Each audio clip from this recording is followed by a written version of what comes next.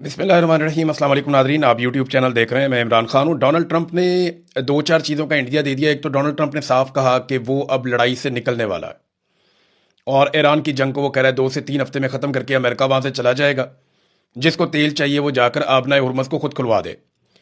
फिर Donald Trump ने यह भी दावा किया कि अमेरिका की इज्जत पूरी दुनिया में बहुत ज़्यादा बढ़ गई है, इससे पहले कभी नहीं थी। लेकिन हकीकत क्या है, मैं आपके सामने एक दो चीज़ें रखता हूँ। एक तो वो नेटो से भी निकलने की धमकी दे रहा है। डोनाल्ड ट्रंप ने साफ कहा कि नेटो से निकलने के बारे में हम सीरियसली सोच रहे हैं और वजह यह है कि ये सारे कागजी शेर हैं। जब लड़ने का वक्त आया तो ये लड़ने के लिए आए नहीं।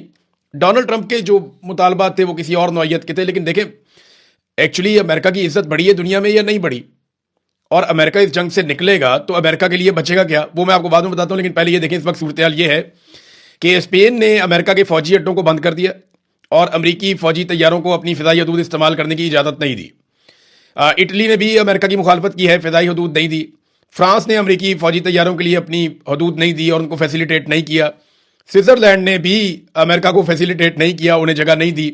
पोलैंड ने अमेरिका को इनकार कर दिया। यानी पोलैंड के अंदर एक सिस्टम लगा हुआ है पैट्रियट का, जो मिसाइलों की बैटरियां हैं वो वहां पे लगी हुई हैं। ये फिजाई दिफाई निज़ाम है, ये रशिया के पेश नज़र यहाँ पे लगाया गया और यहाँ पे जो है वो ये नेटो के जेर निगरानी लगा हुआ था। और ये मशरकी महाज जो है यूरोप का, ये उसके लिए लगाया गया था। लाजमी बात है, रशिया की तरफ से वो समझते हैं खतरा रहेगा, तो वो अमेरिका यहां से निकाल कर लेकर जाना चाहता था मिडल ईस्ट में, अरब ममालिक में। स्पेशली आपको पता है वहां पे वो इसराइल को प्रोटेक्ट करते हैं। तो पोलैंड ने इनकार कर दिया, उन्होंने अमेरिका की दरखास्त मुस्तरद कर दी। इससे पहले आपको याद होगा कि जनूबी कोरिया से अमेरिका निकाल कर ले गया था फिजाई दिफाई निज़ाम, और जापान के बारे में कहा जा रहा था, मुझे कंफर्म नहीं है, लेकिन जनूबी कोरिया का तो कंफर्म हो गया था। तो उस रीजन में से अमेरिका ने फिजाई दिफाई निज़ाम निकाला और वो उनको लेकर चला गया मिडल ईस्ट में इसराइल की हिफाजत के लिए। और अब जब यहां से निकालने की कोशिश की तो इन्होंने इनकार कर दिया। इन्होंने कहा जी नहीं, अब ये पोलैंड का अकेले का तो इनकार नहीं है, ये तो यूरोपीय यूनियन का इनकार है। तो यूरोप के ममालिक ना अमेरिका को डिफरेंट तरीके से डील कर रहे हैं। अभी ये एक और स्टेटमेंट है स्पेन की जानिब से कि अगर इसराइल क्वालिफाई कर जाता है फीफा वर्ल्ड कप के लिए तो स्पेन फिर उसको नहीं खेलेगा, वो बाइकआउट कर देगा। कुछ और यूरोपीय ममालिक से इसी तरह की आवाजें आ रही हैं और ये बातें सिर्फ डोनाल्ड ट्रंप की वजह से हो रही हैं। एक तो ईरान के लिए मुश्किलात पैदा कर दी, उनकी भी फीफा की एक टीम है वर्ल्ड कप की, अब अमेरिका में वर्ल्ड कप होने जा रहा है और अमेरिका में साथ दूसरी रियासतों में और उसके अलावा कनाडा में ये वर्ल्ड कप वहां पे खेला जाएगा फुटबॉल का। तो उसमें अब टीमें जो हैं वो गुरेज कर रही हैं और इस तरह की बातें सामने आ रही हैं जब चंद महीने रह गए हैं फीफा वर्ल्ड कप में। ये दुनिया का सबसे बड़ा स्पोर्ट्स का एक इवेंट होता है, पूरी दुनिया की तवज्जो फुटबॉल वर्ल्ड कप की तरफ होती है। तो इसमें जो डोनाल्ड ट्रंप ने किया यूरोप के साथ, ये यूरोपीय टीमें हैं जिनकी तरफ से मजीद इशारे मिल रहे हैं।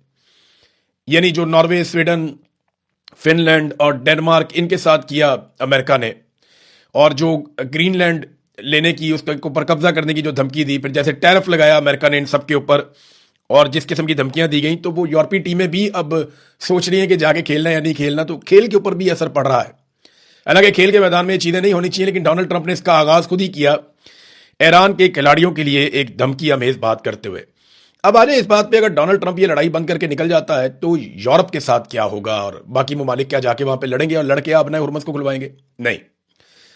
देखिए, अगर डोनाल्ड ट्रंप अपने वादे के मुताबिक या अपने दावे के मुताबिक इस जंग को खत्म करता है और उसे कोई फेस सेविंग नहीं मिलती, यानी फेस सेविंग अब वो बना रहे हैं, वो ये कह रहे हैं हम जंग जीत गए, हमने ईरान को पत्थर के जमाने में धकेल दिया है, हमने वहां पे बहुत तबाही कर दी है, अब सिर्फ आपने हुर्मस बंद है, जाके आप खुलवा लें, हमने ज्यादा काम कर दिया है। और ईरान में रजीम भी तब्दील हो गया, वहां पे जो नए लोग आए वो बड़े बेहतर लोग हैं, उनके साथ आप डील कर सकते हैं। हालांकि अमेरिका और इसराइल के ऊपर जितने भी हमले हुए वो नए आने वाले बेहतर लोगों ने ही किए हैं। आयतुल्लाह अली खामनेई तो जंग के पहले दिन शहीद हो गए थे, तो अब 1 महीना भी हो गया इस बात को। तो नए लोगों ने अमेरिका को और इसराइल को मारा और उनका नुकसान किया है। अगर अमेरिका निकल जाता है और लड़ाई बंद हो जाती है तो यूरोप, अरब ममालिक, चाइना, रशिया, ये रूस के साथ बैठ के बड़े आराम से आबनाए हुर्मस को खुलवा लेंगे नई शराइत के तहत। और कुछ शराइत ईरान की मान ली जाएंगी, कुछ बाकी लोगों की मान ली जाएंगी, सबको कुछ ना कुछ मिल जाएगा। ईरान ने तो बड़ा कैटेगोरिकली कहा है कि आबनाए हुर्मस जो है वो ऐसा समंदर नहीं है जो एक आलमी रास्ता है, ये मलकियत है ओमान की और ईरान की। याद रखिए कि ओमान ने अपने आप को इस लड़ाई से बड़ी कामयाबी से अब तक बाहर रखा है। उनकी जो क़यादत है, उन्होंने बड़ी समझदारी के साथ इस लड़ाई का हिस्सा बनने से गुरेज किया और सबसे सॉफ्ट टारगेट हो सकता था ईरान का या ईरानी हथियारों का ओमान, जो बिल्कुल सामने है, दिखाई देता है। लेकिन वहां पे ईरान ने कोई हमला नहीं किया, और इक्का दुक्का वाकयात रिपोर्ट हुए हैं, लेकिन ईरान ने कहा जी हमने नहीं किया। तो ओमान और ईरान की मलकियत है आबनाए हुर्मुज़, ये ईरान की जानिब से ऐलान भी किया गया। अब जो भी डील होगी वो बाद में हो जाएगी। आबनाए हुर्मुज़ को खुलवाने के लिए अमेरिका के जाने के बाद ताकत का इस्तेमाल तो होगा ही नहीं, ये बड़े आराम से खुलवा दी जाएगी। हाँ, ये हो सकता है कि कोई ना कोई शरारत की जाए, कभी किसी जहाज को आग लगाई जाए, कुछ और किया जाए, ईरान पे इल्जामात लगाए जाए, जैसे फॉल्स फ्लैग ऑपरेशन हम कहते हैं।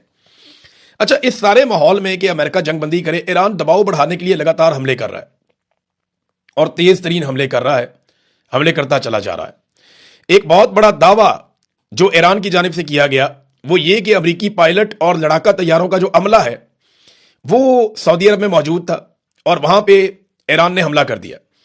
और दावा यह किया है कि सऊदी अरब का एक इलाका है अल खरज, वहां पे 200 अमेरिकी पायलटों और अमले की जो रिहाइश गाहें हैं वहां पे मिसाइलों और ड्रोन से उनको निशाना बनाया गया है। इस इलाके में अमेरिका का एवॉक्स तैयारा भी तबाह किया गया था, जो बड़ा महंगा, मैंने आपको बताया था पहले भी, लगभग 1 अरब डॉलर का कोई बताता है कि 700 मिलियन डॉलर का, तो बहुत महंगा बड़ा तगड़ा तैयारा था। और एयरफोर्स के लिए, किसी भी एयरफोर्स के लिए रीढ़ की हड्डी का काम करता है ये। तो हमले में कई दीगर अमेरिकी तैयारों को भी उस वक्त नुकसान पहुंचा था। ये ब्रिगेडियर जनरल सैयद माजिद मूसवी हैं, इन्होंने ये दावा किया कि 200 के करीब अमेरिकी पायलट और अमले के लोग वहां पे मौजूद थे, एयरफोर्स के, उनके ऊपर ईरान ने अटैक किया और नुकसान किया है। अब ये नुकसान कितना है, हुआ भी या नहीं, इसकी तस्दीक आ जाएगी। देखिए, ईरान की जानिब से जो दावा आता है वो आपको बता देते हैं, जो अमेरिका और इसराइल का दावा होता है वो भी आपको बता देते हैं। फिर 24 से 48 घंटों के अंदर तस्दीक भी आ जाती है कि ये वाकया हुआ या नहीं हुआ। ये एक और बड़ा दावा है ईरान की जानिब से कि ये एक बड़ा हदफ है जिसको निशाना बनाया ईरान ने। इसके अलावा वो कहते हैं कि हमने यूएई के साहिली इलाके में अमेरिकी मरीन्स की एक मीटिंग हो रही थी, उसको ड्रोन से निशाना बनाया, और ये फौजी अड्डे से बाहर एक मीटिंग हो रही थी, ये भी एक दावा किया गया उनकी जानिब से। फिर बहरीन के करीब वो कहते हैं जी फौजी अड्डे के बाहर मौजूद अमेरिकी 5th फ्लीट के हॉक एंटी ड्रोन निजाम को भी ड्रोन से तबाह कर दिया। तो दबाव डालने के लिए ईरान भी हमले कर रहा है, ऐसा नहीं है कि ईरान खामोशी से बैठा हुआ है।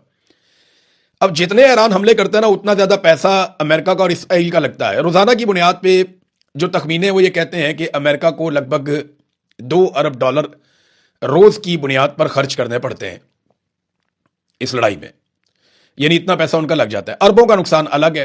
अरब ममालिक का नुकसान लगभग बताया जा रहा है कि 250 अरब डॉलर के करीब पहुंच गया है, और ये ओवरऑल है, बहुत सारी चीजों का नुकसान मिला जुलाकर ये पूरा हो जाता है। एक बड़ा हमला ईरान के अंदर हुआ और ये अफसोसनाक हमला है, उस पर ईरान ने बड़ी सख्त वार्निंग भी जारी की है। देखिए, जब ये डोनाल्ड ट्रंप ने, इसराइल ने अटैक किया तो इन्होंने कहा था कि हम रजीम तब्दील कर देंगे और एटमी हथियार बनाने की सलाहियत खत्म कर देंगे ईरान की, और ईरान जो है वो खित्ते के अंदर दहशतगर्द ग्रोहों को सपोर्ट नहीं कर सकेगा, ये उनका पहले दावा था।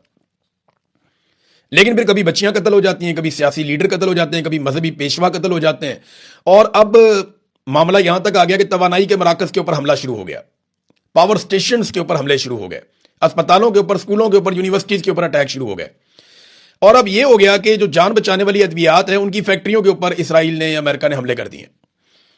अब यहां पे जो तस्वीर और वीडियो है वो बाकायदा जारी कर दी गई है कि जहां से सप्लाई दी जाती थी जान बचाने वाली अद्वियात बनाने वाली फैक्ट्रियों को, उस मरकज को निशाना बनाया है, और यह इल्जाम लगाया गया इसराइल और अमेरिका के ऊपर। और सैयद अब्बास अराक्ची जो वजीर खारजा है ईरान के, उन्होंने इसके ऊपर एक स्टेटमेंट दिया और उन्होंने कहा हम मजलूम फलस्तीनी नहीं हैं, अभी जरा ठहर जाओ, सजा के लिए तैयार हो जाओ। ये ईरानी वजीर खारजा ने इसके ऊपर एक तंबीह जारी की है कि हम इसका जवाब देंगे, ऐसा नहीं है कि इसका जवाब आपको नहीं मिलेगा, हम फलस्तीन की तरह बेबस नहीं है। नाज़रीन, ट्रंप का निकलना इसलिए भी जरूरी है कि अमेरिका में जो ट्रंप की मकबूलियत है वो 33% तक रह गई है, यानी लगातार कम होते होते 33% तक रह गई है, यानी अभी वो कोई इलेक्शन जीतने की पोजीशन में नहीं है डोनाल्ड ट्रंप।